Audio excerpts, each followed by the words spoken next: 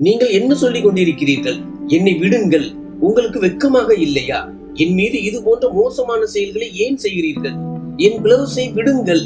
அவன் கையை பிடித்து தன்னை தானே பின்னோக்கி தள்ள முயற்சித்தாள். இல்லை எனில் அவன் அவளது பிளவுஸை கிழித்திருப்பான். அவன் மிகவும் கோபக்காரன். எழுந்திரு, இப்போதே என் கண் முன்னே குழந்தைக்கு பாலூட்டு. எனக்கு வேற எதுவும் தெரியாது. சுனிலின் கண்களில் கோபம் கொந்தளிப்பதை கண்டு அமுதா அவனுக்கு மிகவும் பயந்து பதற்றமடைந்தாள். அவள் ஏற்கனவே அவனுக்கு மிகவும் பயப்படுவாள். சுனில் அவளிடம், என் குழந்தைக்கு பசிக்கிறது, சீக்கிரம் வந்து பாலூட்டு என்றான். அவன் அவளை அப்படி பார்த்தபோது அவள் கூட என்ன செய்வான் என்று அவளுக்கு தெரியவில்லை. பிறகு அமுதா, உங்களுக்கு பைத்தியமா? சுனில், என் பிளவுஸை விடுங்கள். நான் எப்படி அவனுக்கு பாலூட்ட முடியும்? நான் குழந்தையை பெற்றவள் அல்ல. என் மார்பில் இருந்து பால் எப்படி வரும்? நான் எப்படி பிட்டுவுக்கு பாலூட்ட முடியும் என்றாள்.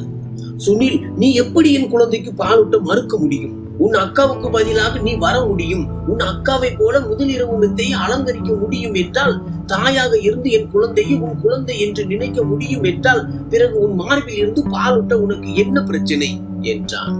சரி, சீக்கிரம் உன் பிளவுஸின் பட்டன்களை கலற்று. நான் பிட்டுவை அழைத்து வருகிறேன். என் கண் முன்னே அவனுக்கு நீதான் பாலூட்ட வேண்டும்.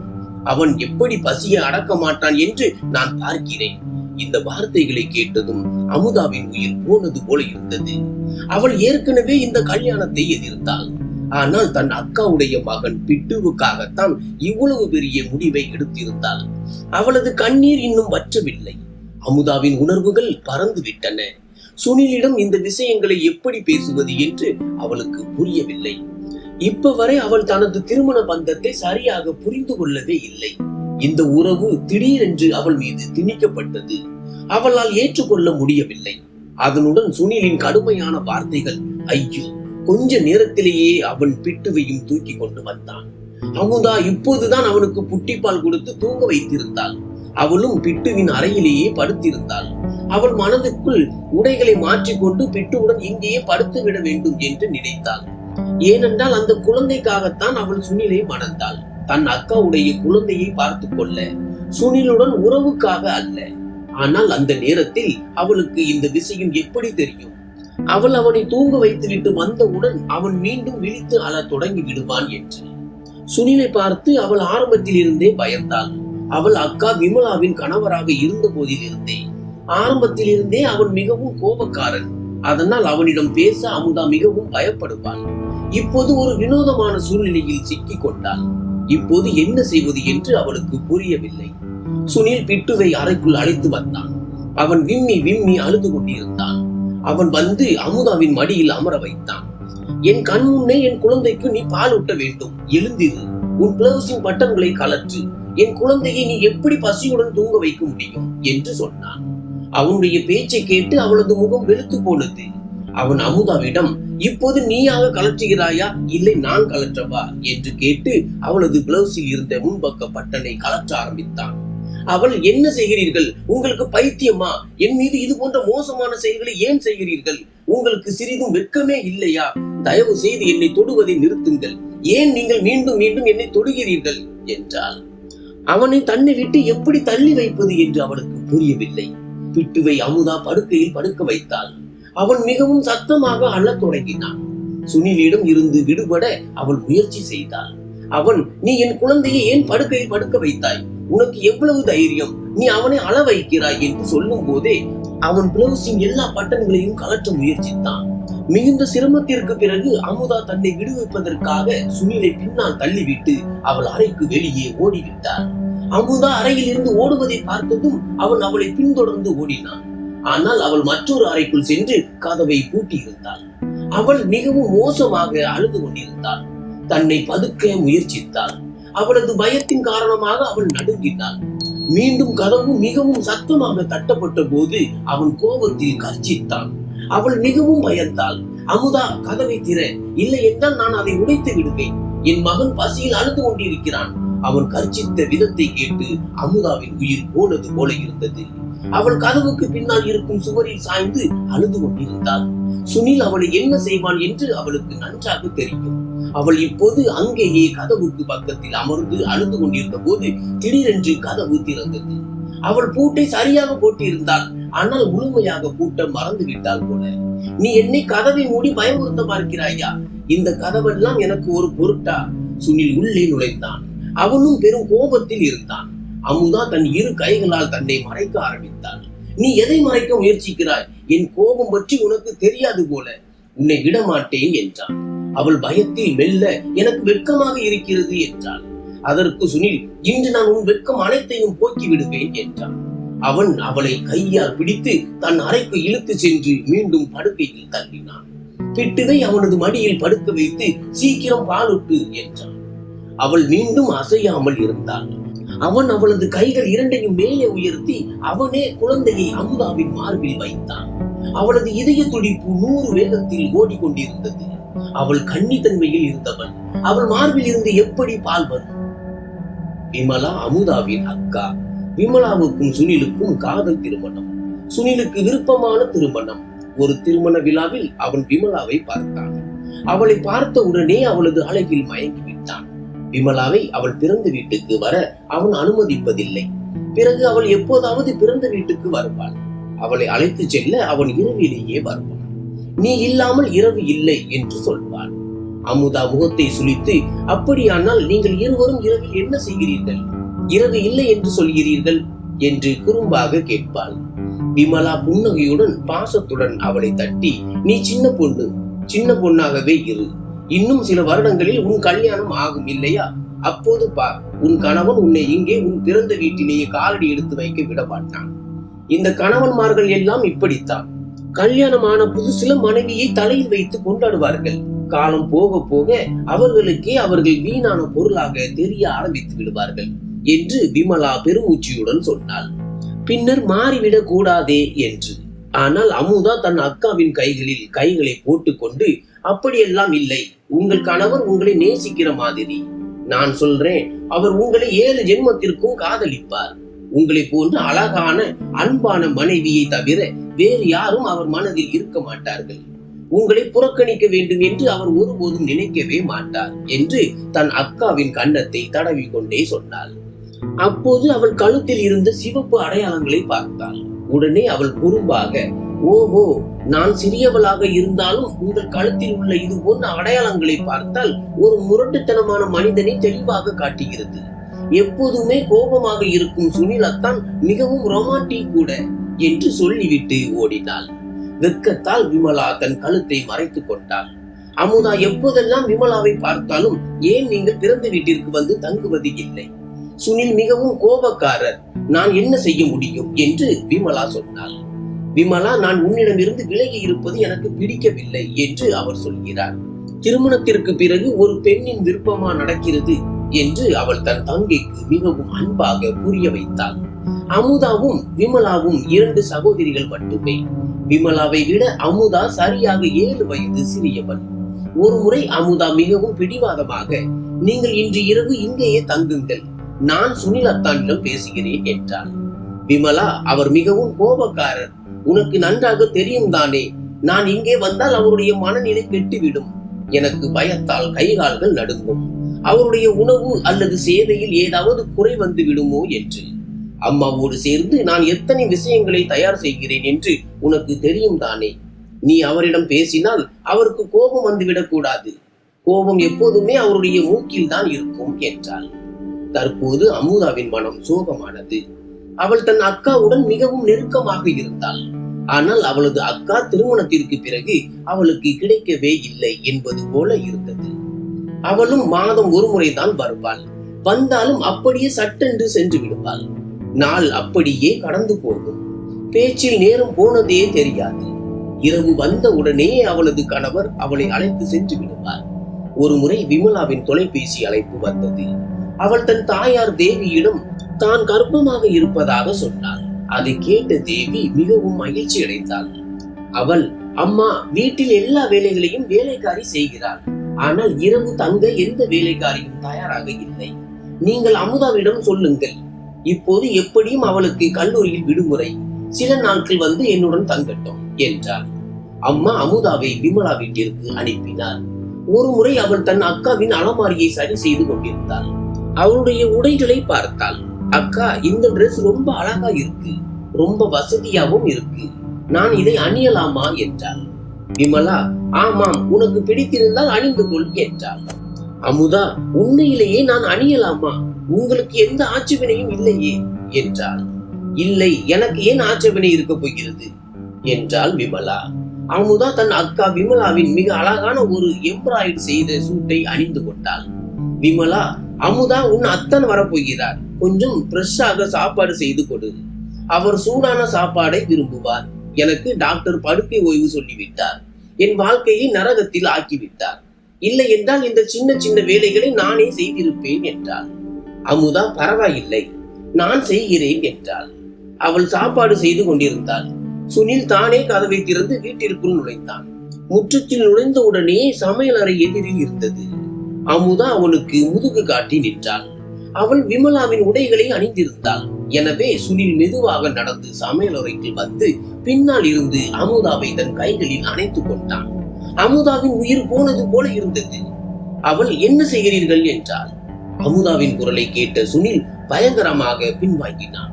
அமுதா திரும்பி பார்த்தபோது அவன் முற்றிலும் வெட்கத்தில் நின்றான். நீ இங்கே என்ன செய்கிறாய்? நீ ஏன் விமலாவின் உடைகளை அணிந்திருக்கிறாய் என்று கேட்டான். அவனுக்கு மிகவும் கோபம் வந்தது. இனிமேல் என் மனைவியின் உடைகளை நீ அணிந்தால் நன்றாக இருக்காது, மரியாதையற்ற பெண் என்றான். அமுதா மிகவும் பயந்து விட்டாள். அதன் பிறகு அமுதா சுனிலுக்கு மிகவும் பயந்தாள். அவள் சீக்கிரமாக தன் வீட்டிற்கு திரும்பி விட்டாள். சுனில் எப்போது வந்தாலும் பயந்து தன் அறைக்குள் அடைத்துக் கொள்வாள். அவள் விமலாவிடம் எதையும் சொல்லவில்லை, தெரிவிக்கவில்லை. ஆனால் விதி வேறு விதமாகத்தான் இருக்க வேண்டும் என்று இருந்தது போல. விமலா பிரசவிக்கும் போது பெரிய அறுவை சிகிச்சை நடந்தது. அறுவை சிகிச்சையின் போது லேடி டாக்டர் அவள் வயிற்றில் பஞ்சை வைத்தே தைத்து விட்டார். அவள் அறுவை சிகிச்சை முடித்து விட்டார். விமலா ஒரு மகனை பெற்றெடுத்தாள். 2 நாட்களுக்கு பிறகு வீட்டிற்கு சென்ற போது அவளது அறுவை சிகிச்சையில் லேசான வலி ஏற்பட்டது. ஆனால் நாளடைவில் அந்த வலி அதிகமானது. சில சமயங்களில் வலி அதிகமாகி அவள் துடித்தாள். சுனில் அவளை சீக்கிரமாக மருத்துவமனைக்கு அழைத்து சென்றான். ஆனால் அந்த லேடி டாக்டர் அல்ட்ராசவுண்ட் செய்தவுடன் தன் தவறை உணர்ந்தாள். ஆனால் தவறு தன்னுடையது என்று அவள் சொல்ல விரும்பவில்லை. அதனால் அவளுக்கு லேசான வலி நிவாரணி மருந்து கொடுத்துவிட்டு வீட்டுக்கு அனுப்பிவிட்டார். வலிக்கு சில மருந்துகளையும் கொடுத்தார். 1.5 மாதங்களுக்கு பிறகு அவளது தொற்று இந்த அளவுக்கு அதிகரித்தது. வலியால் அவள் உயிரையே இழந்தாள். அவனுடைய மனைவி இறந்து விட்டார் என்று மருத்துவர் சொன்னபோது சுனிலுக்கு காதுகளையே நம்ப முடியவில்லை.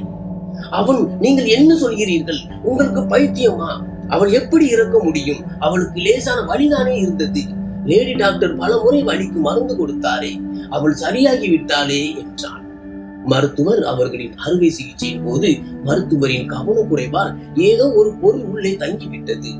அதன் காரணமாக அவளுக்கு தொற்று அதிகரித்தது. நீங்கள் சரியான நேரத்தில் வேறு நல்ல மருத்துவரிடம் காட்டியிருந்தால் ஒருவேளை இவ்வளவு நடந்திருக்காது. மருத்துவர் உங்களுக்கு உண்மையை சொல்லி இருப்பார். உங்கள் மனைவி பிழைத்திருப்பார் என்றார். சுனில் அந்த லேடி டாக்டரை மிகவும் திட்டி பெரிய சத்தம் போட்டு அமளி செய்தான். ஆனால் இதெல்லாம் அவனுக்கு என்ன பயம்? ஏனென்றால் விமலா இப்போது இறந்து விட்டாள். அவன் விம்மி விம்மி அழுதான். ஒரு சிறு குழந்தையை போல அழுதான். அவனுடைய மகன் பாட்டியின் மடியில் அழுது கொண்டிருந்தான். சில சமயம் தேவி அவனை தேற்ற முயற்சி செய்வாள். சில சமயம் அமுதா சின்ன பிட்டுவை மடியில் தூக்கி சமாதானப்படுத்த முயற்சி செய்வாள். அவளும் அவ்வளவு பெரியவள் இல்லை. ஆனால் பிட்டு சும்மா இருக்கவில்லை, அழுது கொண்டே இருந்தான். சில நாட்களுக்கு சுனிலுக்கு எந்த நினைவும் இல்லை. அவனும் தன் வீட்டிற்கு போகவில்லை. வீட்டுக்கு போனால் வீடு என்னை கடிக்க வருகிறது என்று சொன்னான். எப்படியும் அவனுக்கு அம்மா அப்பா இல்லை. ஏற்கனவே அவனது பெற்றோர் இறந்து விட்டனர். அவன் மாமா மாமியுடன் வசித்து வந்தான். திருமணம் ஆன பிறகு தனியாக வீடு எடுத்துக்கொண்டான். ஆனால் இப்போது வீடு முற்றிலும் தனிமையாக இருந்தது. அவனுக்கு பயம் உண்டானது. சில சமயம் விமலாவின் சிரிப்பொலி கேட்டது போல இருந்தது. சில சமயம் அவள் பேசும் குரல் கேட்பது போல இருந்தது. விமலா என்று சொல்லி அறையின் கதவை திறந்து பார்ப்பான்.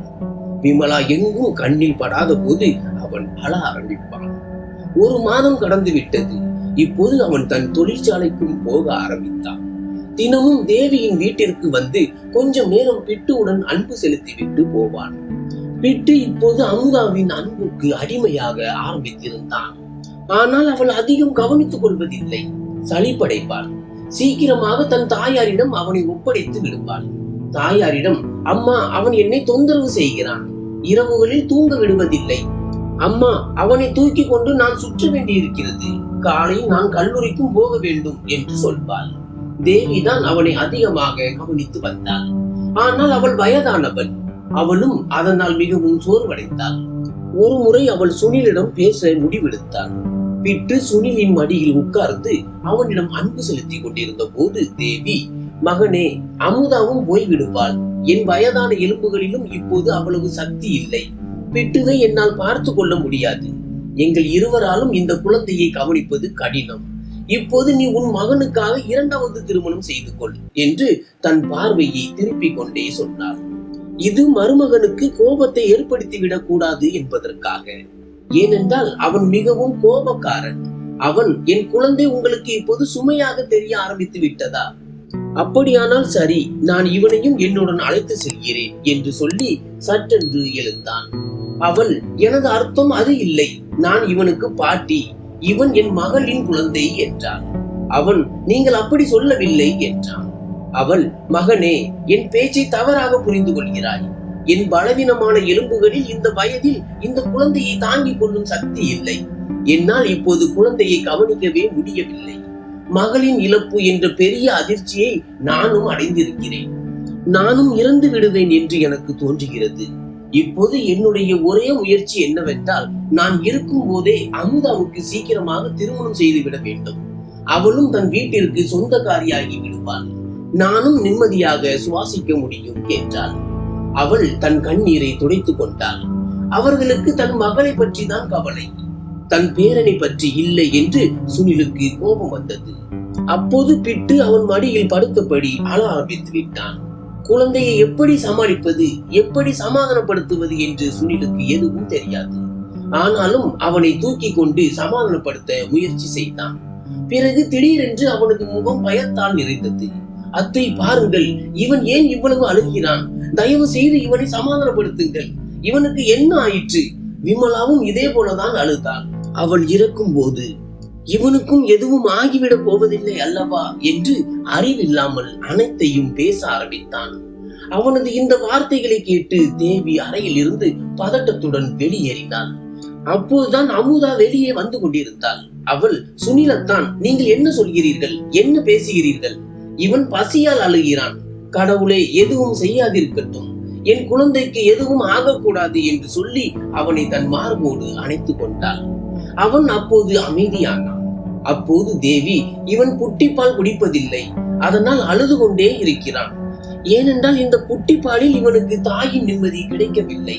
ஆனால் அதை தவிர வேறு வழியும் இல்லையே. மெல்ல மெல்ல எல்லாம் சரியாகிவிடும் என்றாள். தன் குழந்தையுடன் அமுதாவை பார்த்ததும் அவன் ஏதோ யோசிக்க ஆரம்பித்தான். உங்களுக்கு அமுதாவின் திருமணத்தை பற்றிய கவலைதானே? எனக்கு என் மகனை பற்றிய கவலை. நீங்கள் இப்படி செய்யுங்கள், அமுதாவுக்கு என்னுடன் திருமணம் செய்து வையுங்கள். உங்கள் சுமையும் குறையும், என் மகனுக்கு ஒரு தாயும் கிடைப்பாள் என்றான். எப்படியும் சுனிலுக்கு நல்ல வீடு இருந்தது. அவன் நன்றாக சம்பாதித்தும் வந்தான். இப்போது அவனது பேச்சை கேட்டு தேவி யோசனையில் ஆழ்ந்தாள். சரி, நான் யோசித்து சில நாட்களில் உங்களுக்கு சொல்கிறேன் என்றாள். ஆனால் இதை பற்றி அமுதாவிடம் பேசிய போது அவள் உடனே மறுத்துவிட்டாள். நான் சுனிலத்தானை ஒருபோதும் திருமணம் செய்து கொள்ள மாட்டேன் என்றாள். பிறகு தேவி அவளை சமாதானப்படுத்த ஆரம்பித்தாள். ஏன் மறுக்கிறாய்? உனக்கு என்ன ஆயிற்று? நல்ல பையன், நன்றாக சம்பாதிக்கிறான், வீடும் மிகவும் நல்லது. உன் அக்கா மகனுக்கு சித்தி வந்து விட்டால் அவள் அவனிடம் எப்படி நடந்து கொள்வாள் என்று யாருக்கு தெரியும்? நீ அவனுக்கு தாயாக சென்றால் அவனை அன்புடன் கவனித்துக் கொள்வாய் என்றாள். அவள், எனக்கு திருமணமே வேண்டாம் அம்மா. என்னால் இப்போது எந்த பொறுப்பையும் எடுக்க முடியாது. நான் இப்போது படிக்க வேண்டும். என்னால் இவனை பார்த்துக் கொள்ள முடியாது என்றாள். அமுதாவின் மனநிலை வேறு விதமாக இருந்தது. அவள் இளமையானவள், அழகானவள். தன் வாழ்க்கை துணைக்காக பல கனவுகளை வைத்திருந்தாள். சுனிலை அவளால் ஒருபோதும் திருமணம் செய்து கொள்ள முடியாது. சுனில் அவளுக்கு மிகவும் முரட்டுத்தனமான மனிதராக தோன்றினார். ஏற்கனவே திருமணமான ஒருவருடன் அவன் தன் அத்தான் என்றாலும் திருமணமான ஒருவருடன் அவளால் எப்படி திருமணம் செய்ய முடியும்? அந்த நாட்களில் தேவியின் உடல்நிலையும் சரியில்லை. அதனால் தான் தேவி அவளை வற்புறுத்த ஆரம்பித்தாள். தன் மகளிடம், எனக்கு ஏதாவது ஆகிவிட்டால் உனக்கு பிறகு என்ன நடக்கும்? இதை நினைத்துதான் எனக்கு பயமாக இருக்கிறது. நான் உயிருடன் இருக்கும் போதே இவளது கையை பிடித்து கொடுத்து விட விரும்புகிறேன் என்றாள். ஆனால் அமுதா அதை கேட்கவில்லை. அவளும் பிடிவாதமாக இருந்தாள். சில நாட்களுக்கு பிறகு தேவியின் உடல்நிலை மிகவும் மோசமடைய ஆரம்பித்தது. தேவிக்கு திடீரென்று மார்பில் வலி ஏற்பட ஆரம்பித்தது. இதை பார்த்து அமுதாவின் கை கால்கள் நடுக்க ஆரம்பித்தன. ஒரு பக்கம் பிட்டு அவளை தொந்தரவு செய்தான், மறுபக்கம் அவள் பயந்து விட்டாள். அவள் தன் தாயின் நிலையை பார்த்து இரவு 3 மணிக்கு சுனிலுக்கு தொலைபேசி செய்தாள். தயவு செய்து சீக்கிரமாக வீட்டிற்கு வாருங்கள், அம்மாவின் உடல்நிலை மிகவும் மோசமாகிவிட்டது என்றார். அவனும் கார் ஓட்டிக்கொண்டு சீக்கிரமாக வந்து விட்டான். தேவிக்கு மாரடைப்பு வந்தது. அவர்கள் அவளை மருத்துவமனைக்கு அழைத்து சென்றனர். இப்போது மருத்துவர் சொல்லிவிட்டார், அவளுக்கு சிகிச்சை செய்ய முடியாது, அவள் பிழைப்பதற்கான வாய்ப்பும் குறைவு.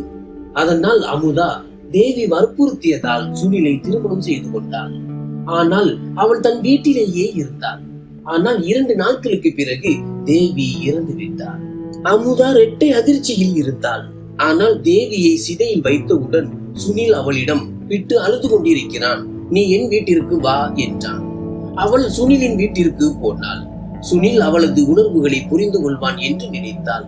ஆனால் சுனில் அவளிடம், அறையில் ஒரு லெஹங்கா இருக்கிறது, அது உன் அக்காவுடையது, அதை அணிந்து கொண்டு தயாராகு என்றான். இதை கேட்டு அமுதா அதிர்ச்சி அடைத்தாள். அவளது தாயார் இறந்து சில நாட்கள் தான் ஆனது, அக்கா இறந்து 1 மாதம் தான் ஆனது. சுனில் அவளை மணமகள் போல தயாராக சொல்கிறான். அவள், சுனில் அத்தான், நீங்கள் என்ன சொல்கிறீர்கள் என்றாள்.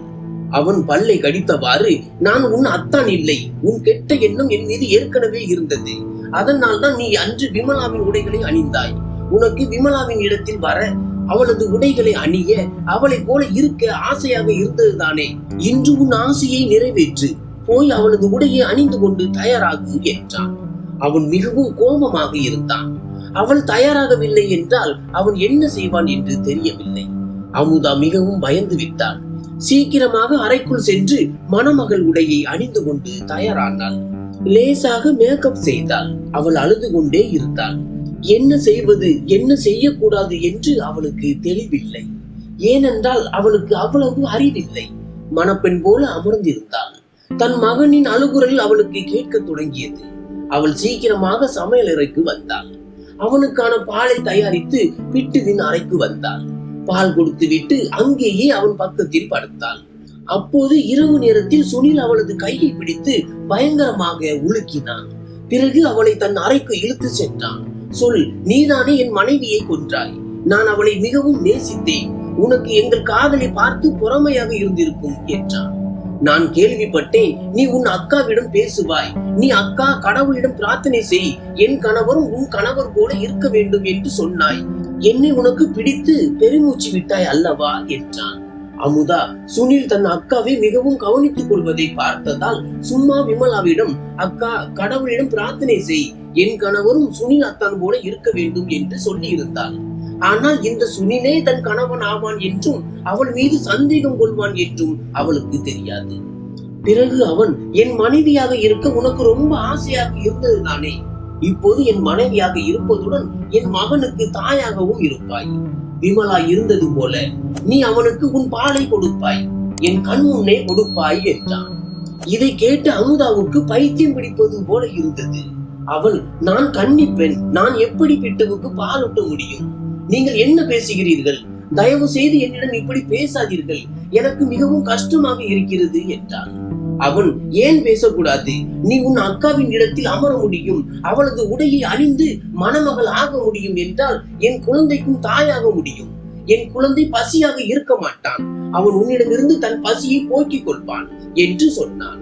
இதை கூறிக்கொண்டே அவன் அவளது பிளவுஸின் பட்டன்களை கலற்ற முயன்றான். ஆனால் அப்போது அமுதா தன்னை விடுவித்துக் கொண்டு ஓடிவிட்டாள். மற்றொரு அறையில் சுவரோடு சாய்ந்து அழுது கொண்டிருந்தாள். ஆனால் அவன் சாவியால் கதவை திறந்து உள்ளே வந்தான் போல. அவன் உள்ளே வந்த உடனே அமுதாவின் உணர்வுகள் பறந்தன. அவன், உன் வெட்கம் அனைத்தையும் நான் இன்றைய முடிவுக்கு கொண்டு வருகிறேன் என்று சொல்லி அவளை கையால் பிடித்து தன் அறைக்கு அழைத்து சென்றான். அவளை படுக்கையில் தள்ளிவிட்டான். பிட்டு இன்னும் அழுது கொண்டிருந்தான். அவன், நீயாக பாலூட்டுகிறாயா இல்லை நான் உன்னை பாலூட்ட வைக்கட்டுமா என்றான். அந்த பாவம் பிடித்தவள் பயங்கரமாக நடுங்கினாள். அவள் சீக்கிரமாக பிட்டுவை தன் மார்புடன் அணைத்துக் கொண்டாள். ஆனால் அவள் மிகவும் வெட்கப்பட்டாள். படுக்கையில் இருந்த போர்வையை அவள் தன் மீது போர்த்தி கொண்டாள். அவள் பயங்கரமாக பயந்தாள். அவள் விசித்திரமான நிலையில் கிடந்தாள். ஆனால் வாயால் எதுவும் பேச முடியவில்லை. தன் கண்களை மூடிக்கொண்டாள். கண்களில் இருந்து கண்ணீர் வழிந்தது. அவள் சுனிலின் கண்கள் சிவப்பாக இருப்பதை கண்டபோது அவன் குடித்திருக்கிறான் என்று புரிந்தது. அமுதாவின் உயிர் போனது போல இருந்தது. அவன் சீக்கிரம் அவனுடைய பசியை போக்கு, பிறகு உன் முதலிரவையும் நான் வண்ணமயமாக்குகிறேன். அதன் பிறகு நீ என் பசியை போக்குவாய். நான் போதையில் மூழ்கும் வரை உன்னை விடமாட்டேன் என்றான். என் மனைவியின் இடத்தை பிடிப்பதில் உனக்கு ரொம்ப ஆசையா இருந்தது தானே? இப்போது நீ என் ஆசையை தாங்கிக் கொள்ள வேண்டும். விமலா என் காதலி. ஆனால் நீயோ அவள் பயன்படுத்தியதை துவைப்பவளாக என் பிடிவாதத்தை நிறைவேற்றும் சாதனமாக இருப்பாய். விமலாவிடம் நான் அன்புடன் நடந்து கொண்டேன், ஏனென்றால் அவள் என் காதலி. ஆனால் நீ என் உடலின் பசியை போக்கும் சாதனமாக மட்டுமே இருப்பாய். என் தாகத்தை தணிப்பாய் என்றான். பிட்டு தூங்கிவிட்டான். சுனில் மிகவும் மெதுவாக அமுதாவின் மடியில் இருந்து பிட்டுவை தூக்கி தொட்டிலில் படுக்க வைத்தான். இப்போது அவள் தன்னை மறைக்க முயற்சித்தாள். அப்போது சுனில் திடீரென போர்வையை பிடித்து இழுத்தான். குடிபோதையில் அவள் மீது விழுந்தான். அமுதாவின் ஆன்மாவே நடுங்கியது. அவள் மீண்டும் மீண்டும் தயவு செய்து விடுங்கள், தயவு செய்து என்னை விடுங்கள் என்று சொல்லிக் கொண்டே இருந்தாள். அவன் குடிபோதையில் பைத்தியமாகி விட்டது போல இருந்தான். அவளது உடலின் மீது தன் ஆசையை தீர்த்து கொண்டான். அவன் அதிகமாக குடித்திருந்தான். ஒரு கழித்து படுத்து தூங்கிவிட்டான். அமுதாவின் விம்மல்கள் அறை முழுவதும் ஒலித்தது. அவளுக்கு சுனில் மீது மிகவும் கோபம் வந்தது. அவள் மிகவும் அழுதாள். அவன் அவளை பற்றி மிகவும் தவறாக நினைத்து கொண்டிருந்தான். விமலாவின் இடத்தை பிடிப்பது பற்றி அவள் ஒருபோதும் நினைத்தது கூட இல்லை. அவள் எப்போது தூங்கினாள் என்று தெரியவில்லை. காலையில் பிட்டுவின் அழுகுரல் கேட்டு அவள் வீங்கிய கண்களை கஷ்டப்படுத்தி திறந்தாள். அவள் இன்னும் விம்மி கொண்டிருந்தாள். பிட்டுவை அறையை விட்டு வெளியே அழைத்து சென்றாள். ஏனென்றால் அறையில் சுனில் போதையில் மயங்கி கிடந்தான். பிட்டுவுக்கு பசித்தது. பிட்டுவுக்கு பால் செய்ய அவள் சமையல் அறைக்கு வந்தாள். வந்தவுடன் மீண்டும் அழ ஆரம்பித்தாள். பிறகு அவனை கட்டிலில் படுக்க வைத்து தூங்க வைத்தாள். அக்காவின் உடைகளை அலமாரியில் இருந்து எடுத்து குளித்து விட்டு அழுது கொண்டே அடித்தாள். பிறகு அறையை விட்டு வெளியே வந்தாள். முற்றத்தில் உட்கார்ந்து மீண்டும் அழ ஆரம்பித்தாள்.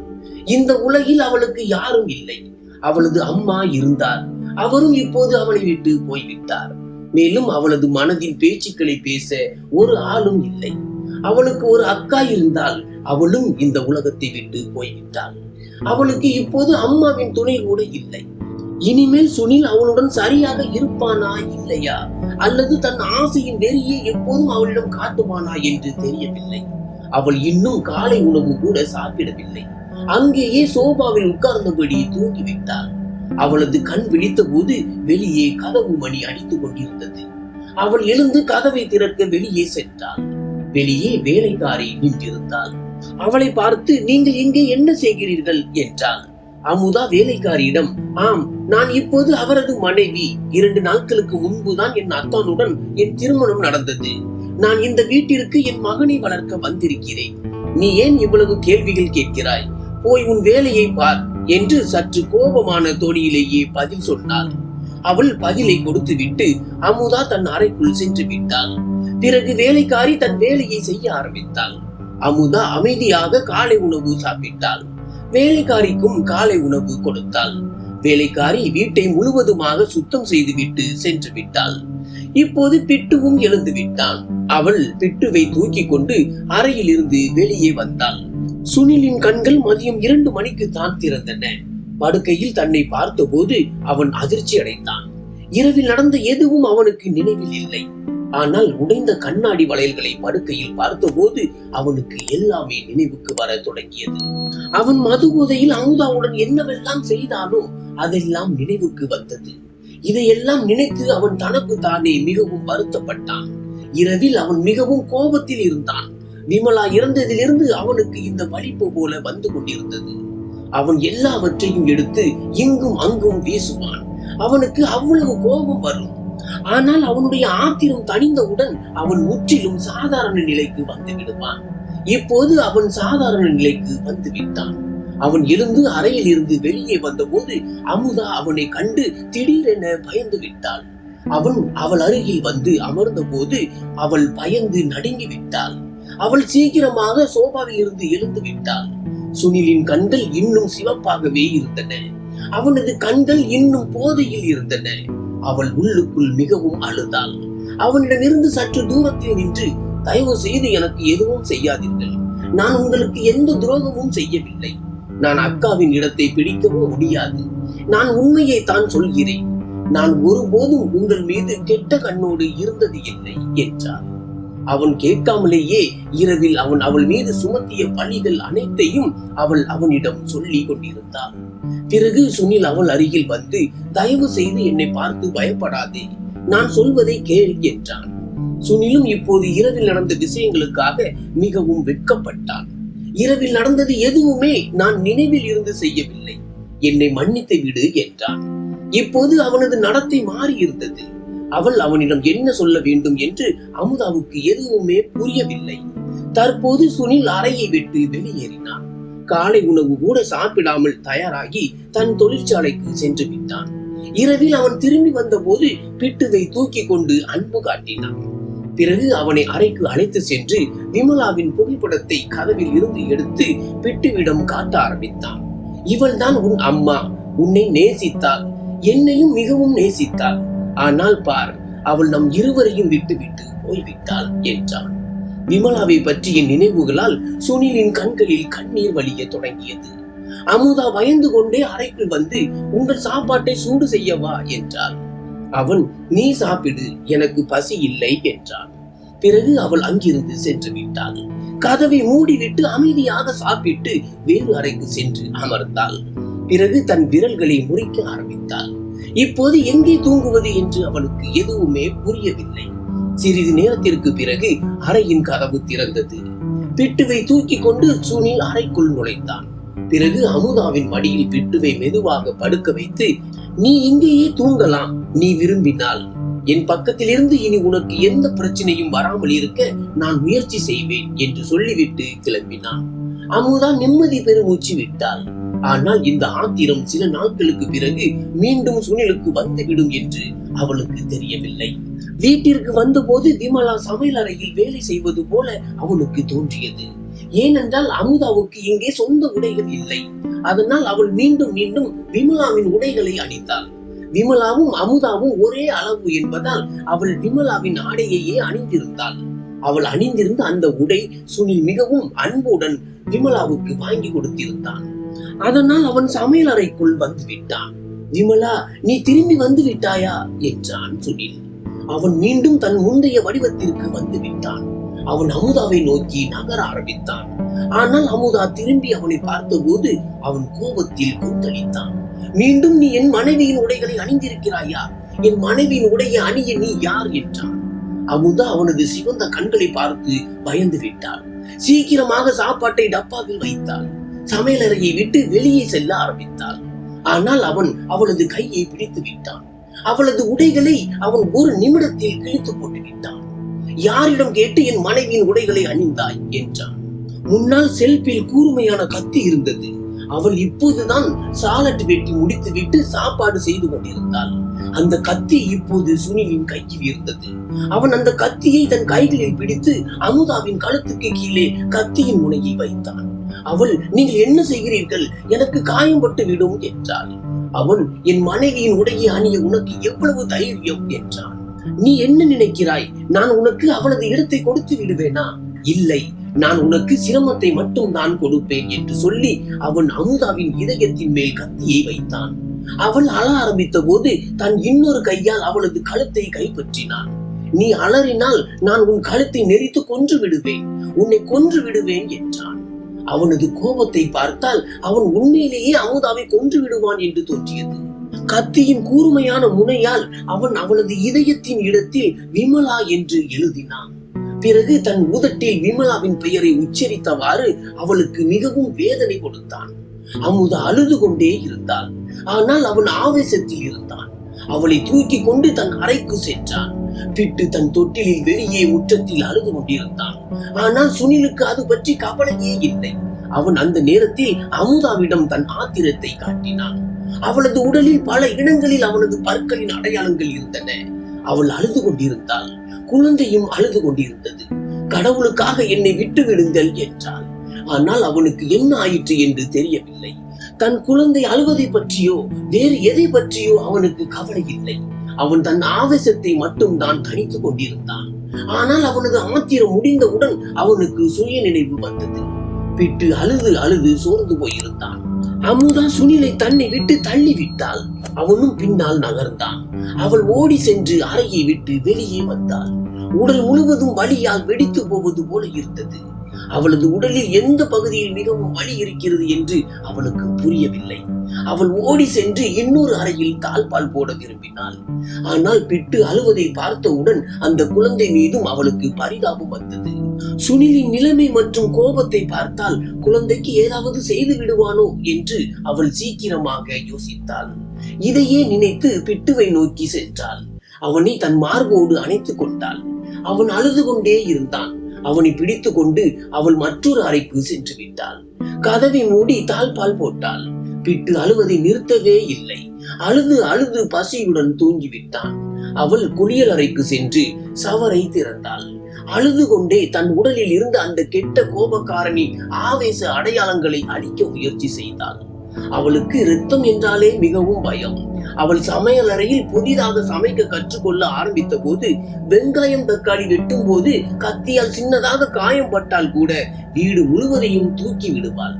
கொஞ்ச வலி கூட அவளால் தாங்க முடியாது. ஆனால் இப்போது வலி அவள் உடலின் ஒவ்வொரு பகுதியிலும் தெரிந்தது. அதில் இருந்து இரத்தம் வடிந்தது. அவளது பார்வை தன் இதயத்தின் இடத்தை பார்த்தபோது அவள் இன்னும் அதிகமாக விம்மி விம்மி அழ ஆரம்பித்தாள். அவள் மிகவும் நேசித்த தன் அக்காவின் பெயர் அவளது மார்பின் மீது எழுதப்பட்டிருந்தது. இன்னும் அதிலிருந்து இரத்தம் வடிந்து கொண்டிருந்தது. சுனிலின் பயம் அவள் மீது சவாரி செய்தது. அவன் அவள் மீது பரிதாபப்பட விரும்பவில்லை போல. அவள் அறைக்குள் வந்தபோது தூங்கி கொண்டிருந்த பிட்டு விம்மி கொண்டிருந்தான். அவள் சீக்கிரமாக அவன் அருகில் வந்தாள். அவனுடன் படுத்தாள். அறை கதவை திறக்க அவளுக்கு மிகவும் பயமாக இருந்தது. சுனில் உள்ளே வந்து விடுவானோ என்று. அவள் பிட்டுவை தன் மார்புடன் அணைத்த போது அவன் ஒரு அப்பாவி குழந்தையை போல வாய் திறந்து தன் தாயின் அன்பை தேட ஆரம்பித்தான். இது எல்லா குழந்தைகளின் பழக்கம். ஒருவேளை அவன் அமுதாவைத்தான் தன் அம்மாவாக நினைத்து விட்டான் போல. எதையோ யோசித்தவாறு அமுதா ஒரு பார்வை பிட்டுவை பார்த்தாள். பிறகு ஒரு ஆழ்ந்த மூச்சு எடுத்து தன் சட்டையை மேலே தூக்கினாள். அவள் அதை செய்ய விரும்பவில்லை. ஆனால் பிட்டுவுக்காக அவள் மீண்டும் ஒரு முறை தன் மார்பில் இருந்து பாலூட்ட ஆரம்பித்தாள்.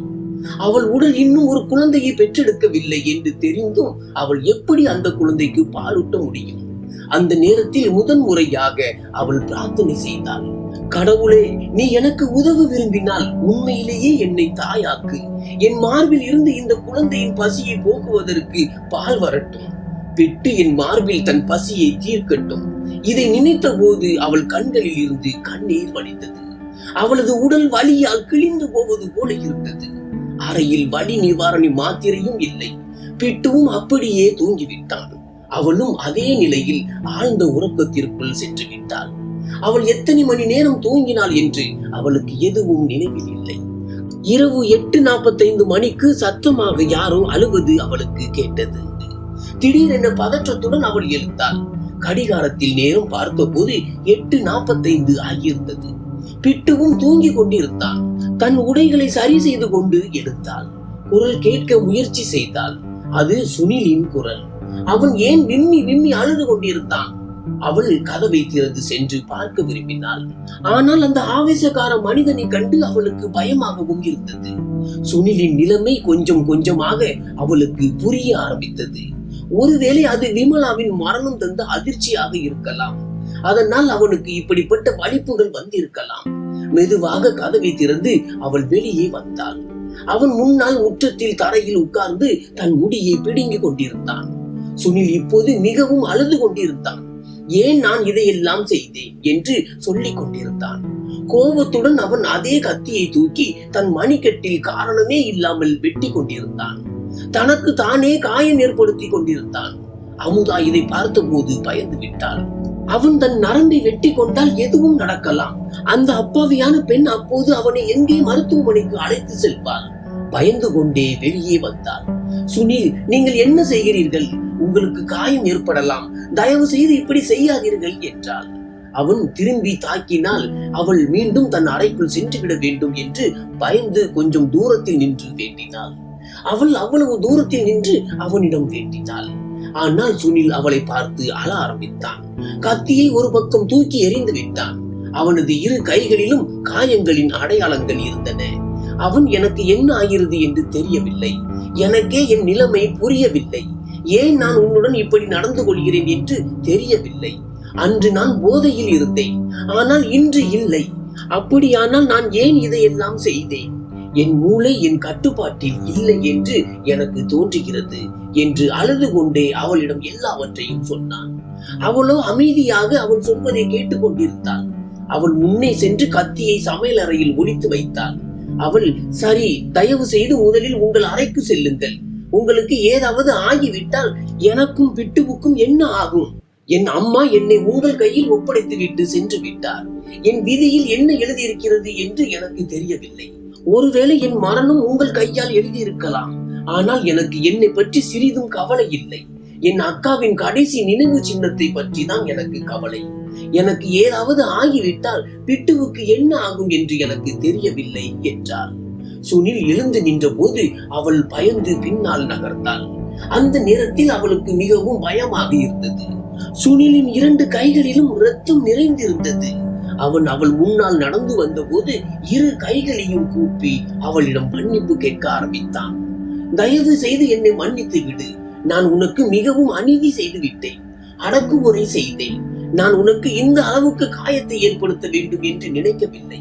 விமலாவை தவிர வேறு யாருடனும் நான் நெருங்க நினைக்கவே முடியாது. எனக்கு என்ன ஆகிறது என்று தெரியவில்லை என்றான். அவனது பார்வை அமுதாவின் மார்பில் எழுதப்பட்டிருந்த விமலா என்ற பெயரின் மீது சென்றது. அங்கே அமுதாவின் மார்பில் இருந்து இன்னும் ரத்தம் வடிந்து கொண்டிருந்தது. அவளது சட்டையின் நிறம் மாறி இருந்தது. அவன், பார், நான் உனக்கு காயம் கொடுத்தேன், உன்னை துன்புறுத்தினேன். அதற்கு பதிலாக நான் என் மணிக்கட்டை வெட்டி கொண்டேன். பார், நான் எனக்கே பழி வாங்கி விட்டேன், நானே என்னை காயப்படுத்தி கொண்டேன் என்று ஒரு அப்பாவி குழந்தையை போல சொல்லிக் கொண்டிருந்தான். ஒரே விஷயத்தை திரும்ப திரும்ப சொல்லிக் கொண்டிருந்தான். அவன் அறைக்குள் சென்று உட்கார்ந்து விட்டான். அவள் அப்போது அவனது அறைக்கு செல்லவில்லை, மாறாக தன்னுடைய அறைக்கு வந்தாள். பிட்டுவுக்கு பால் தயாரித்து கொடுத்து கொண்டிருந்தாள்.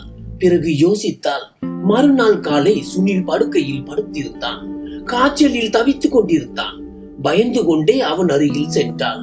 அவனது கைகளில் உறைந்திருந்த இரத்தத்தை சுத்தம் செய்து பட்டி போட ஆரம்பித்தாள். தன் கைகளால் அவனுக்கு காலை உணவு கொடுத்து பிறகு மருந்து கொடுத்து தூங்க வைத்தாள். அவள் தன் மொபைலில் கூகுள் செயலியில் இருந்து ஒரு மனநல மருத்துவரின் முகவரியை எடுத்து அந்த எண்ணை அழைக்க ஆரம்பித்தாள். சிறிது நேரத்தில் தொலைபேசி எடுக்கப்பட்டது. ஒரு மருத்துவர் அவளிடம் பேசிய போது அவள் அவனது நிலைமை முழுவதையும் சொன்னாள். மருத்துவர், நீங்கள் உங்கள் நோயாளியை எங்கள் கிளினிக்கிற்கு அழைத்து வரலாம். இங்கே வந்த பிறகுதான் அவருக்கு என்ன வகையான பாதிப்புகள் வருகின்றன என்று தெரியும் என்றார். அவள் போனை நிறுத்திவிட்டாள். அப்போது பிட்டு மீண்டும் அழ ஆரம்பித்தான். அவள் பால் ஊட்டினாள். ஆனால் பிட்டு மீண்டும் மீண்டும் அவளது மார்பை நோக்கி வந்தான். ஏற்கனவே புத்திசாலியாக ஆகிவிட்டான். ஒரு தாய் உடலிலிருந்து பால் எதிர்பார்ப்பது போல எதையோ நினைத்து. அமுதா சுனிலை பார்த்தாள். அவன் முகம் குப்புற படுத்து தூங்கிக் கொண்டிருந்தான். அவள் அங்கேயே பிட்டுவின் ஆசையை நிறைவேற்ற தன் மார்போடு அவனை அணைத்தாள். 15 நிமிடங்கள் கடந்தன. அப்போது கடவுள் தன் கருணையை அவள் மீது பொழிந்து விட்டார் என்று அமுதாவுக்கு தோன்றியது. அவளது மார்பில் இருந்து பால் வர ஆரம்பித்தது. அவள் அதிர்ச்சி அடைந்தாள். இது எப்படி சாத்தியம்? அவள் பதட்டத்துடன் தன்னையே பார்த்தாள். உண்மையிலேயே அவளது உடலில் இருந்து குழந்தைக்கு பால் வர ஆரம்பித்தது. பிட்டு சத்தம் போட்டு அழ ஆரம்பித்தான். அவனது அழுகுரல் கேட்டு சுனில் எழுந்து விட்டான். அவள் சீக்கிரமாக தன்னை மறைத்துக் கொண்டாள். ஆனால் பிட்டு சத்தம் போட்டு அழுது கொண்டிருந்தான். சுனில், என்ன நடந்தது இவனுக்கு? ஏன் அழுகிறான்? நீ இவனுக்கு மீண்டும் உன் மார்பில் இருந்து பாலூட்டி கொண்டிருந்தாயா? பார், நான் ஒத்துக்கொள்கிறேன், நான் அன்று மிகவும் தவறாக நடந்து கொண்டேன்.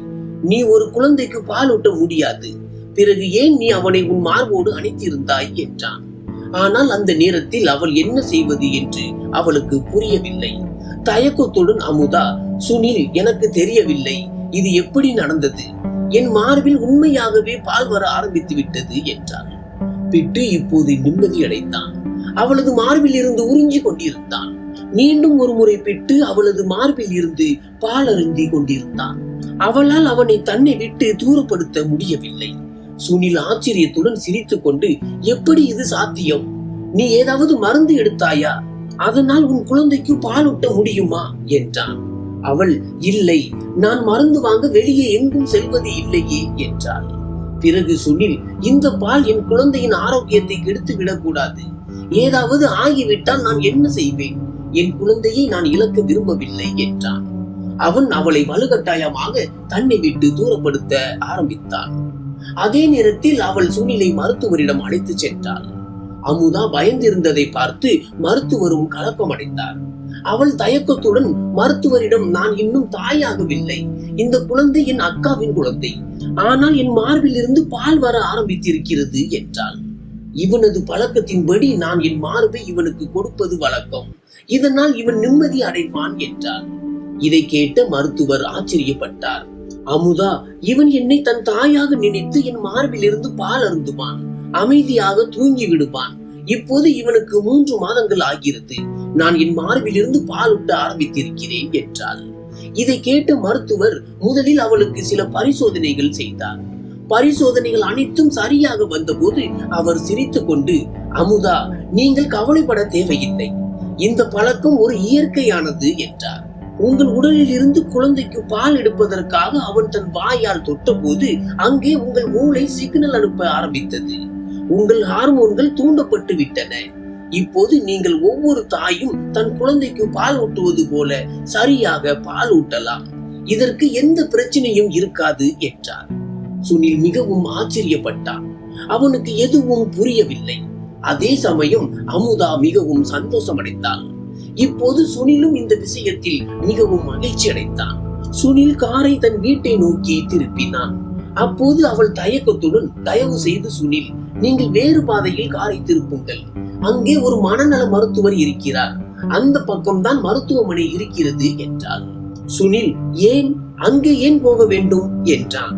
அவள், தயவு செய்து நான் சொல்வதை கேளுங்கள், பிட்டு மீது சத்தியம், என்னிடம் எந்த கேள்வியும் கேட்காதீர்கள் என்றாள். இப்போது அவன் பூரண மௌனம் ஆகிவிட்டான். பிட்டு மீது சத்தியம் என்று சொன்னதால் அவனால் எதுவும் பேச முடியவில்லை. அவன் முற்றிலும் அமைதியாகிவிட்டான். கார் ஓட்டி இப்போது மருத்துவமனையை அடைந்திருந்தனர். சுனிலை எங்கே அழைத்து வந்திருக்கிறாள் என்று அவனுக்கு எதுவுமே புரியவில்லை.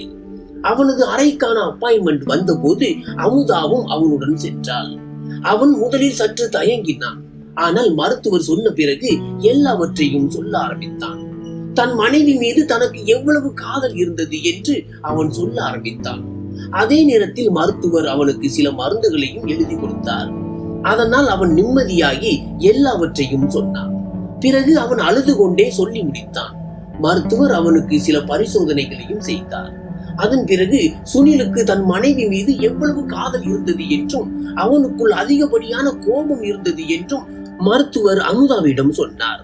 அவனது மனைவி திடீரென இறந்த போது அவனது மூளையால் அதை தாங்கிக் கொள்ள முடியவில்லை. அதனால் தான் அவனுக்கு வலிப்புகள் வர ஆரம்பித்தன.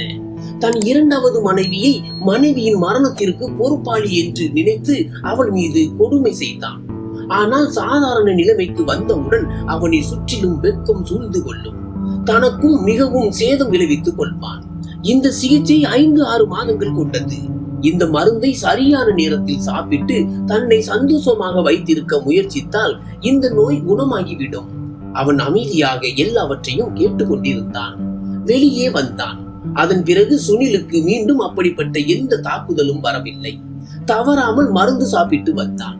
அமுதா ஒவ்வொரு இரவும் தானே மருந்து கொடுத்தாள். ஒரு நாள் கூட அவன் மருந்து சாப்பிடவில்லை என்றால் அவனுக்கு ஏதாவது ஆகிவிடலாம் என்று அவள் அறிவாள். இன்றும் அவள் ஒவ்வொரு இரவும் செய்வது போல பால் கோப்பையுடன் மருந்து எடுத்துக்கொண்டு சென்ற போது அறையில் பிட்டு சுனிலின் மடியில் விளையாடி கொண்டிருந்தான். அவனை விட்டுவிட்டு அவள் வெளியே செல்ல ஆரம்பித்த போது சுனில் சீக்கிரமாக அமுதாவின் கையை பிடித்துக் கொண்டான். அமுதா தயக்கத்துடன் திரும்பி பார்த்த போது, சுனில், எங்கே போகிறாய்? சில சமயங்களில் என்னுடன் உட்கார்ந்து இருக்கலாம், எப்போதும் ஏதாவது வேலையில் பிஸியாகவே இருக்கிறாய் என்றான். அவள் தயங்கிக் கொண்டே அவனில் இருந்து சிறிது தூரமாய் அமர்ந்தாள். அந்த நேரத்தில் பிட்டு விளையாடி கொண்டிருந்தான். இப்போதுதான் பேச ஆரம்பித்திருந்தான். எப்போதும் அம்மா என்று சொல்லிக் கொண்டே இருந்தான். அவன் கொஞ்சம் வருத்தப்பட்டு, இவனுக்கு நீ அம்மா என்று சொல்ல கற்றுக் கொடுத்திருக்கிறாய், அப்பா என்று சொல்ல கற்றுக் கொடுக்கவில்லையா? நான் இவனுக்கு யாரும் இல்லையா என்றான். அவள், இல்லை இல்லை, இது குழந்தையின் வாய் இப்படித்தான் இருக்கும். அவர்கள் அம்மாவை அழைப்பது போல்தான் சத்தம் போடுவார்கள். நான் அவனுக்கு எதுவும் கற்றுக் கொடுக்கவில்லை என்றாள். உண்மையில் அவள் இன்னும் அவனை பார்த்து பயந்து நடுங்கினாள். சீக்கிரமாக தன்னிலை விளக்கம் கொடுக்க ஆரம்பித்தாள். சுனில் உள்ளுக்குள் வெட்கப்பட்டான். எப்படியாவது அவள் மீதான தன் உறவை சீரமைக்க விரும்பினான். நட்பான நடத்தையை வைத்திருக்க விரும்பினான். அவர்கள் எவ்வளவு நேரம் பேசிக் கொண்டிருந்தார்கள். பிட்டுவுக்கு பசி ஏற்பட்ட போது அவன் அமுதாவின் மடியை நோக்கி நகர ஆரம்பித்தான். ஒரு கையில் அவன் சுனிலின் கையை பிடித்துக் கொண்டான். மறுபக்கம் அமுதாவை நோக்கி வந்தான். அமுதா அவனை தூக்கி கொண்டு வேறு அறைக்கு செல்ல ஆரம்பித்தாள், அவனுக்கு பால் ஊட்டுவதற்காக. ஆனால் அவன் அங்கேயே சுனிலின் கையை பிடித்துக் கொண்டான். அவன் சுனிலின் கையை பிடித்தபடி தன் தாய் பால் ஊட்ட வேண்டும் என்றுதான் விரும்பினான். அவள் வெட்கத்தால் சிவந்தாள். அமுதா, மகனே வா, வேறு அறைக்கு சென்று நான் உனக்கு பால் ஊட்டுகிறேன் என்றாள். ஆனால் அவன் இன்னும் அதிகமாக அழ ஆரம்பித்தான். சுனில், என்ன ஆனது குழந்தைக்கு? ஏன் பயமுறுத்துகிறாய்? இங்கேயே உட்கார்ந்து பாலூட்டு, நான் உன்னையும் உன் குழந்தையையும் பார்க்கவில்லை என்று சொல்லி தன் போனை எடுத்தான். பிட்டுவின் கையையும் பிடித்திருந்தான். அப்போது தயக்கத்துடன் அமுதா அங்கேயே உட்கார்ந்து பாலூட்ட ஆரம்பித்தாள். சுனில் பார்க்க விரும்பவில்லை. ஆனால் ஒருவேளை அது அவனது விருப்பமாக இருக்கலாம். அவள் அவனது மனைவியாகவும் இருந்தாள். அவனுக்கு பாலூட்டி விட்டு அவள் எழ ஆரம்பித்த போது அவன் அவளை பிடித்து தன் அருகில் இழுத்தான். இப்போது பிட்டுவும் தூங்கிவிட்டான். அவன், ஒரு முறை என்னிடம் மன்னிப்பு கேட்க ஒரு வாய்ப்பு கொடுக்க மாட்டாயா என்றான். அமுதா, நான் உங்கள் நிலைமையை புரிந்து கொள்கிறேன். நீங்கள் நினைத்தது போல நான் எதுவும் நினைக்கவில்லை. நான் உங்களை மன்னித்தும் விட்டேன் என்றான். ஆனால் அவன் அவளை தனக்கு மிகவும் நெருக்கமாக இழுத்துக் கொண்டான். அவன், இல்லை, நான் என் வழியில் மன்னிப்பு கேட்பேன் என்றான். எங்கெல்லாம் நான் உனக்கு காயம் கொடுத்தேனோ அங்கெல்லாம் நான் உனக்கு முத்தம் கொடுப்பேன் என்றான். அமுதா கொஞ்சம் தயங்கினாள். ஆனால் அவன் அவளை தன் கைகளில் அணைத்து தன் அருகில் படுக்க வைத்தான். அவள், தயவு செய்து எனக்கு பயமாக இருக்கிறது, பிட்டுவும் எழுந்து விடுவான் என்றாள். அவன் அவ்வளவு பெரியவனாக இருக்கிறான், ஒரு பக்கம் தூங்கிக் கொண்டு இருக்கிறான், எழமாட்டான். எப்படியும் நாம் சத்தம் போட போவது இல்லையே, அவன் எழமாட்டான் என்று சொல்லி அவன் மீது தன் அன்பை சொரிய ஆரம்பித்தான். இப்போது மிகவும் அன்பாக அவளை தன் காதலால் நினைத்தான்.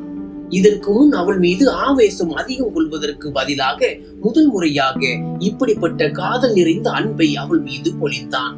பிறகு அமுதாவின் கழுத்தில் அவளது சிவப்பான அடையாளங்களை பார்த்தபோது திடீரென, விமலா, உனக்கு தெரியும், நான் இப்படி செய்வது எனக்கு மிகவும் பிடிக்கும். நான் உன் இந்த அழகின் மீது மயங்கி போவேன் என்றான். அமுதாவின் மனதில் மெல்ல மெல்ல சுனில் மீது ஒரு மென்மையான காதல் உருவாக ஆரம்பித்திருந்தது. ஆனால் இன்று காதல் தருணத்தில் அவள் தானே சம்மதத்துடன் தன்னை சுனிலிடம் ஒப்படைக்க ஆரம்பித்த போது விமலாவின் பெயரை கேட்டதும் அமுதாவின் இதயம் ஒரு கைக்குள் அடைக்கப்படுவது போல ஆனது. அவள் கண்களை திறந்து சுனிலை பார்த்தாள். தயக்கத்துடன் சுனிலும் சீக்கிரமாக, இல்லை, நான் உன் பெயரைத்தான் சொல்ல விரும்பினேன் என்றான். ஆனால் அதற்குள் அமுதா அவனை தள்ளிவிட்டு தூரப்படுத்தி விட்டு வேறு அறைக்கு சென்று விட்டாள். அறையின் கதவை மூடிவிட்டு ஓசையின்றி அழ ஆரம்பித்தாள். வீட்டில் முற்றிலும் மௌனம் இருந்தது. அவளது விம்மல்கள் அந்த நேரத்தில் அறைக்கு வெளியே கேட்க ஆரம்பித்தன. சுனிலும் சற்று வெட்கப்பட்டான். எப்படியும் அவளும் ஒரு பெண். இருந்தாலும் காதல் தருணங்களில் விமலாவின் பெயர் தானாகவே அவன் உதட்டில் இருந்து வந்தது. அவன் அறைக்குள் திரும்பி சென்று விட்டான். ஏனென்றால் இப்போது அமுதாவிடம் மேலும் பேசுவதில் எந்த பலனும் இல்லை.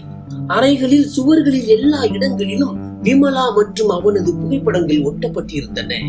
அவள் 6 மாதங்களுக்கு முன்பு அவனை விட்டு சென்று விட்டாள். ஆனால் அவளது நினைவுகள் எப்போதும் அவன் இதயத்தில் இருக்க போகிறது. ஆனால் அவனை விட்டு சென்றவர்களுக்காக அவன் தன் இன்றைய வாழ்க்கையை கெடுத்துக் கொள்ள விரும்பவில்லை. இந்த நேரத்தில் அமுதாவுக்கு மேலும் வலியை கொடுக்க விரும்பவில்லை. விமலாவின் படங்கள் அவன் முன்னால் இருக்கும் வரை அவன் இப்படி ஆவேசக்காரனாகவே இருந்திருப்பான். ஒரு ஆழ்ந்த மூச்சு விட்டு அவன் ஒரு பார்வை அந்த படங்களை பார்த்தான். பிறகு அந்த படங்கள் அனைத்தையும் எடுத்து அவன் ஸ்டோர் ரூமில் வைத்து விட்டான். அந்த படங்களை தூக்கிய போது பழைய நினைவுகள் அவனை மிகவும் துன்புறுத்தின. விமலா எவ்வளவு அன்புடன் அவன் அறையை தன் மற்றும் சுனிலின் படங்களால் அலங்கரித்தாள். ஆனால் இப்போது அந்த படங்களை தூக்கி ஸ்டோர் ரூமில் வைக்க போகிறான். கடைசியாக அவன் அந்த படங்களை ஒரு பைக்குள் வைத்து ஸ்டோர் ரூமை பூட்டிய போது அவன் கண்களில் கண்ணீர் இருந்தது. அவன் அறைக்குள் திரும்பி வந்து விட்டான். அடுத்த நாள் பிட்டுவை அழைத்து செல்ல அமுதா அங்கே வந்தபோது அங்கே ஒரு படமும் இல்லை. அவள் விமலா அக்காவுடைய படங்கள் எல்லாம் எங்கே போயின என்றாள். சுனில், நான் அகற்றிவிட்டேன். அவள் என்னை விட்டு கடவுளிடம் போய்விட்டாள். அவளது படம் என் முன்னால் இருக்கும் வரை நான் ஒருபோதும் சரியாக ஆக மாட்டேன். அதனால் தான் நான் அவளது நினைவுகள் அனைத்தையும் ஒரு பெட்டிக்குள் பூட்டி வைத்து விட்டேன்.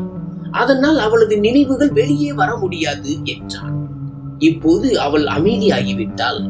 அமுதா அடுத்த நாள் பிட்டு மற்றும் சுனிலின் நிறைய படங்களால் அறையை அலங்கரித்தாள். மேலும் அவள் விமலா, சுனில் மற்றும் தன் தாயின் ஒரு பிரேம் படத்தையும் செய்து வைத்தாள். அவர்கள் அனைவரும் அதில் நின்று சிரித்துக் கொண்டிருந்தார்கள். சுனில் இப்போது மாலை வீட்டிற்கு திரும்பிய போது அந்த படங்களை பார்த்து புன்னகைத்தான். பிறகு அவர்கள் நால்வரும் நின்று சிரித்துக் கொண்டிருந்த படத்தருகே சென்றான். இப்போது அமுதாவும் வந்து அவன் அருகில் நின்றாள்.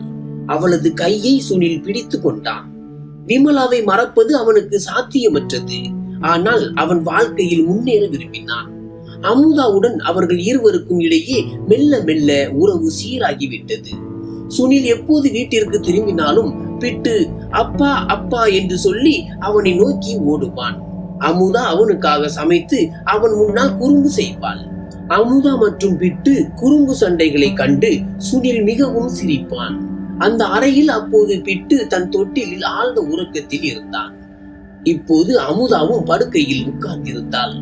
ஆனால் சுனில் சீக்கிரமாக அவளை தன் கைகளில் அணைத்துக் கொண்டான். அவள் சுனிலின் கைகளை பிடித்து சிரித்துக் கொண்டு, சுனில், நாளைக்கு நம் மகன் பிட்டுவுக்கு 1 வயது ஆகிவிடும். நேரம் எவ்வளவு சீக்கிரம் கடந்து விட்டது இல்லையா என்றாள். ஆம் அமுதா, இமைக்கும் நேரத்தில் என்னவெல்லாம் ஆகிவிட்டது என்றான். ஆனால் நான் ஒன்று யோசிக்கிறேன். என்ன விஷயம் சுனில் என்றாள்.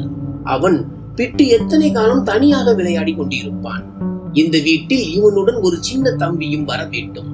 அவன் வீடு முழுவதும் கலவரத்தை ஏற்படுத்தி அவனுடன் விளையாட வேண்டும். உன் மூக்கை இன்னும் அதிகமாக பிடித்து விட வேண்டும் என்றான். இதை கேட்ட அமுதா முகம் சிவந்து போனது. இல்லை, நீங்கள் கிளம்பி போய் விடுவீர்கள். எனக்கு என் ஒரு பிட்டுவே போதும். அப்புறம் என்னால் எப்படி 2 குழந்தைகளை சமாளிக்க முடியும்? வேண்டாம்ப்பா, இதெல்லாம் என்னால் முடியாது என்றாள். அவள் சீக்கிரமாக அவனது மார்பில் தன் தலையை சாய்த்து கொண்டு சொன்னாள். பிறகு அவளை தன் மார்போடு அணைத்துக் கொண்டு, சுனில், அறிவில்லாதவளே, எனக்கு இப்போது பிட்டுவுடன் ஒரு மகளும் வேண்டும். வேண்டும் என்றால் வேண்டும். அவள் என் மடியில் அடுத்த ஆண்டுக்குள் வேண்டும். அதனால் நாம் இன்றிலிருந்தே அதற்கான தயாரிப்பை தொடங்க வேண்டும். மேலும் உனக்கு தெரியும் இதற்கு எவ்வளவு முயற்சி தேவை என்று. உனக்கு தெரியும் தானே அமுதா என்றான். இதை கேட்டு அவள் அவனை முறைத்து பார்த்தாள். சரி, உங்கள் பேச்சின் அர்த்தம் எனக்கு முன்பே தெரியும்.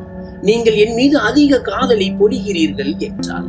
அவளை தன் கைகளில் அணைத்து மிகவும் நெருக்கமாக இழுத்து கொண்டான். அவள் மெல்லிய குரலில் பேச ஆரம்பித்தாள். அறையில் மீண்டும் சிரிப்பொலி.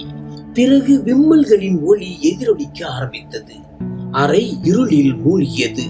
அந்த இரவு அவர்கள் இருவருக்குமானதாக ஆனது. நன்றி.